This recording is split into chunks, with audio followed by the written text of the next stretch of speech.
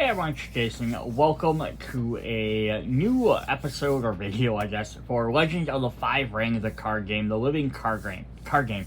For this 4-part video, we are going to go over the clan packs. And you might be like, 4, but there's 7 clans. Yes, there surely is. But I have only so far been able to obtain these 4. Crane, Phoenix, Scorpion, and Unicorn. So, the, Lion, Dragon, and Crab still elude me, but if I get them, hopefully I can find them. I can do I'll do separate videos for all of them as well. So we're gonna do one video per each different deck. So what is in a clan pack, or what makes a clan pack unique, is each one is going to have 78 new cards. So it's about a Dynasty Cycle has 120 new cards about, so this has about half of that, a little more than half actually. There's going to be 3 copies of 25 different cards and 1 copy of 3 different cards, and the 3 different cards are your Stronghold, your Province, and each pack will have a new role card, which is really cool. But what you're also going to get is you're going to being what there is why they're called clan packs, is so for each clan, the majority of all the cards are going to be for that clan. Then there is a supplementary or extra 3 copies of each, but 1 brand new card for each other clan, either in the Dynasty or Conflict deck. And then there's a couple of unclaimed cards as well that can be used to help boost it as well. So this is a really great way if you find a clan that you really like. And these are the 4 easiest ones to find, so hopefully you like these 4. But yeah, so if you really like the clans, these are really cool ways to be able to just augment your deck a little bit better. So it'll be fun to dive in and see how they pick up some of the themes, or if they add any kind of new things that weren't maybe in some of the extra clan or the extra Dynasty packs or box sets. I don't believe there's any new keywords at all. Each one is going to come with a little booklet, which has just kind of like an idea of what the clan pack sort of does. Little kind of stories or information about some of the characters or whatever. And then a cool little background. But like nothing extra cool like that. Alright, so let's hop into our packs. Alright, we're going to look at the Scorpion clan pack, Underhand of the Emperor. So the Scorpions, of course, are always the sneaky, manipulative, lying, group of the clans. So it'll be interesting to see what else they bring. They usually use tactics like the poison, or they can bring guys in a little bit sneakier, like shinobi tactics. But they're also use their lies and manipulation in the political court just as much. So it'll be interesting to see what cool things they bring into the to the table. So in the little booklet here, we have just a chapter 1 of Whispers of the Shadow and Steel. Interesting things there. So this is the rest of the one book. It's one of the other novellas you can pick up. So it's kind of cool if you want to get a little sample chapter of that. So we're just going to go ahead and hop right in this. We're going to start with our brand new Stronghold. So our Strongholds are the Kuigans. So every single clan has a new Kuigan, which I'm guessing is kind of like the big temple or one of the main things for them. So this is for the Bayayushi family. So this is their palace. This is actually bow the Stronghold and choose a dishonored character you control. Ready that character. If you have 6 or fewer honor, that character gets +1 military and political until the end of the phase. So this works really well with the Scorpions. They don't care about having dishonor. They don't care about having less honor. They don't care about it in the fact that they want it. They want to be dishonored, and they want to have fewer honor because they get to kind of do sneakier things that way. Which is also very interesting because this is the all the base strongholds all had 10 honor, and lots of the other clans so far have been getting like 11, so they've been getting extra. They actually dropped down to 9. They're like, we're just going to start you with less honor, so you can be closer to already getting to that 6. And they also only have 9 bamboo to trade. I kind of wish they got like 1 extra fate to make up for that. But yeah, so if you're under 6, all your characters gain extra bonus. This is a pretty powerful ability.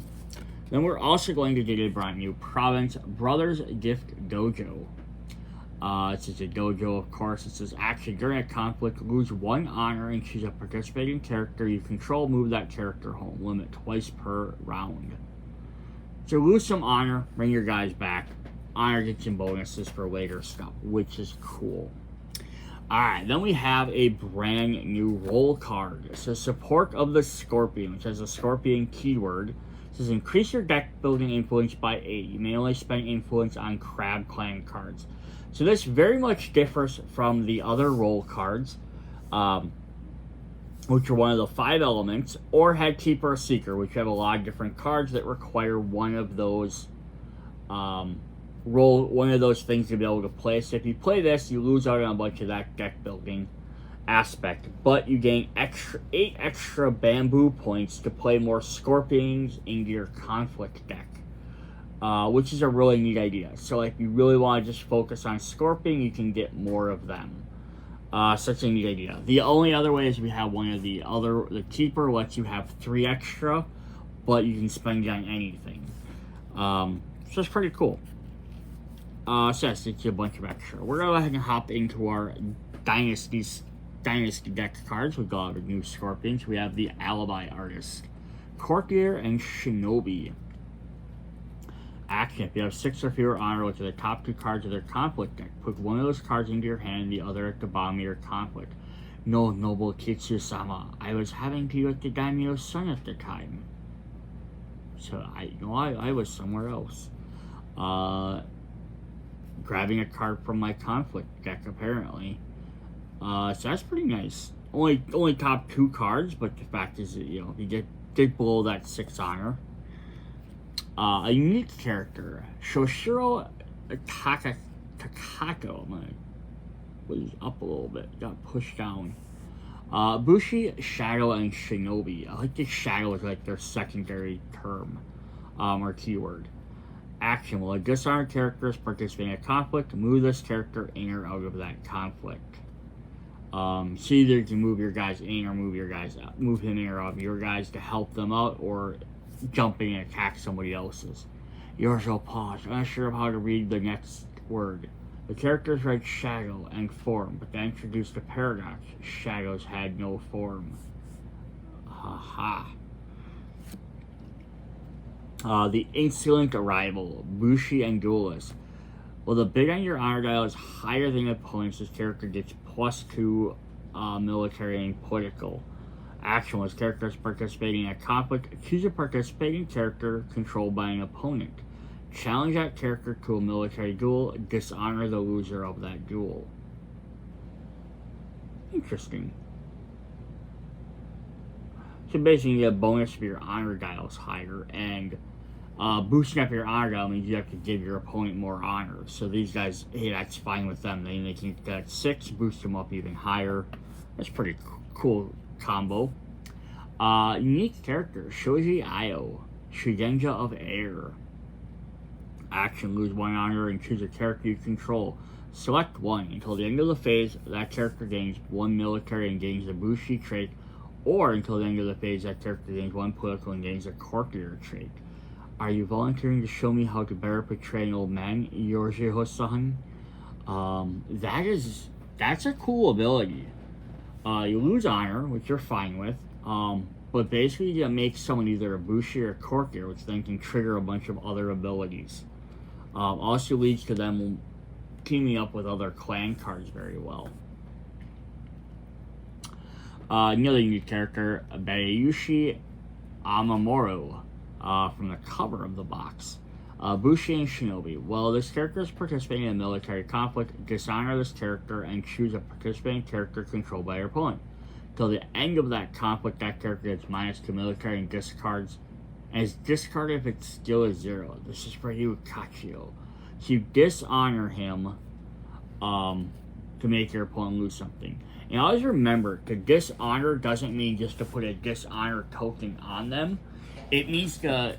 So if they're ordinary status, then yes, they become dishonored. But if they're already in honored status somehow, then they just become ordinary. So if you can somehow honor some of your Scorpion characters, and then you can dishonor them without as much of a penalty.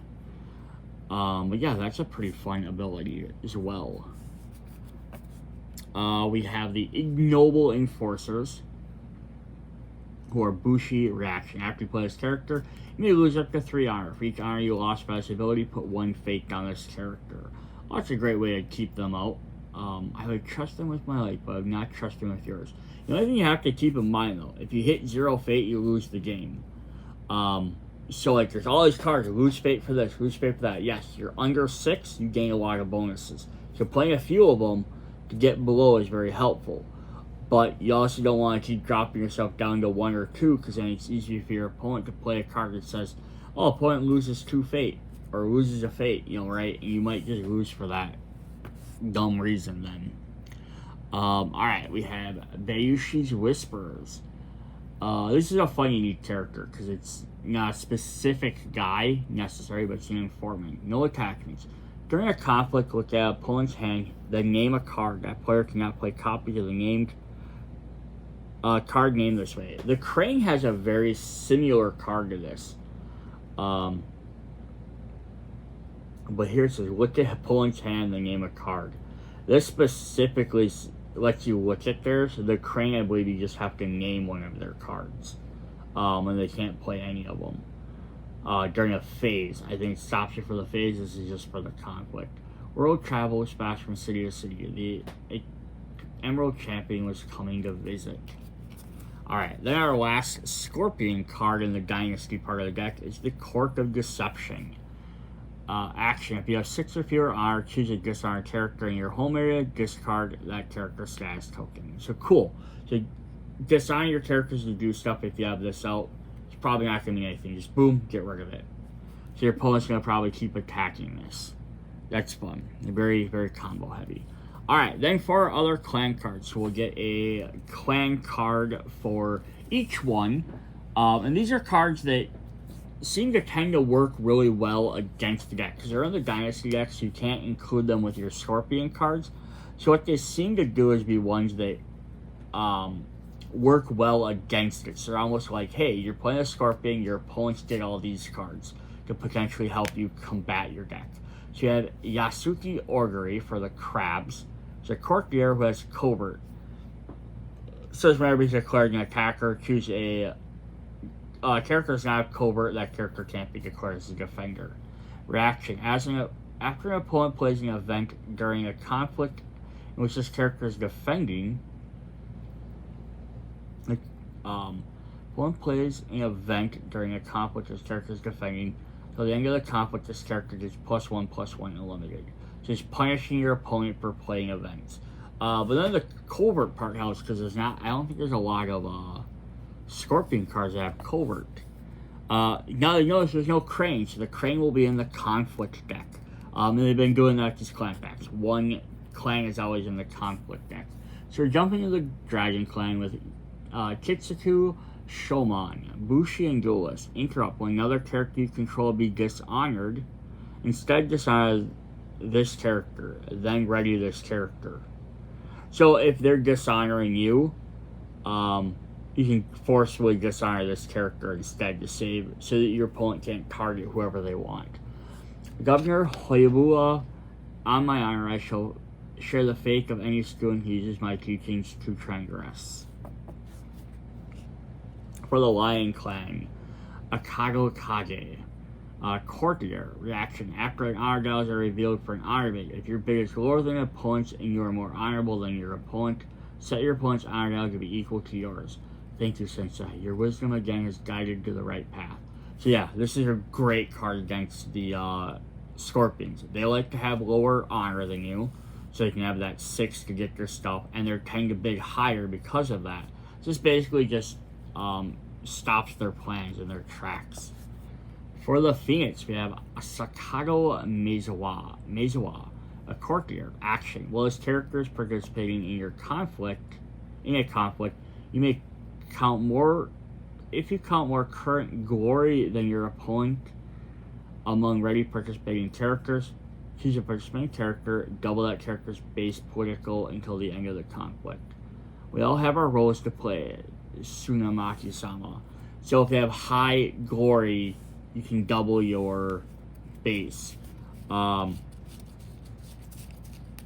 Just kind of brief look at our scorpions. 0, 1, 2, 1, 2, 0, 1. So not a ton of really high ones. And Phoenix likes to get a bunch of high ones. They actually have a lot of stuff, couple of ideas where they get higher glory. And for our unicorns, we have Utaka Tetsuko, Bushi, Cavalry, Imperial, and Magistrate. She gets all the keywords. While his characters attacking, increase the cost of your opponents to play cards from his or her hand by 1. That's gonna hurt anybody, just in general. Not even hurling suns were immune to Judgment. Moro and Toki now wander Rukagan as mercenaries for daring to break Utaku law. And then we have an unclanned card here. Such as the dragon clan symbols in the back, but he has like a Mantis clan thing. Seppukan Truthseeker, Courtier, and Imperial. Some more Imperial cards are always good. Force Interrupt. When his character is played, each player draws 2 cards. The number of scorpions in our Emperor's Council concerns me. I am certain they do not operate without an agenda. Yeah, of course they do. They're going to sacrifice this guy to gain 2 cards. Again, I don't think scorpions really care what your opponent's doing too much. Nice. That's pretty a fun one to use. Alright, then for our conflict deck, we're going back into a bunch of scorpion cards. We have Opium Wastrel, a peasant. Play only if you're less honorable than your opponent. Reaction: after his character enters play during a conflict, choose a participating character, set that character's glory to 0 till the end of the conflict. Ooh, that's fun.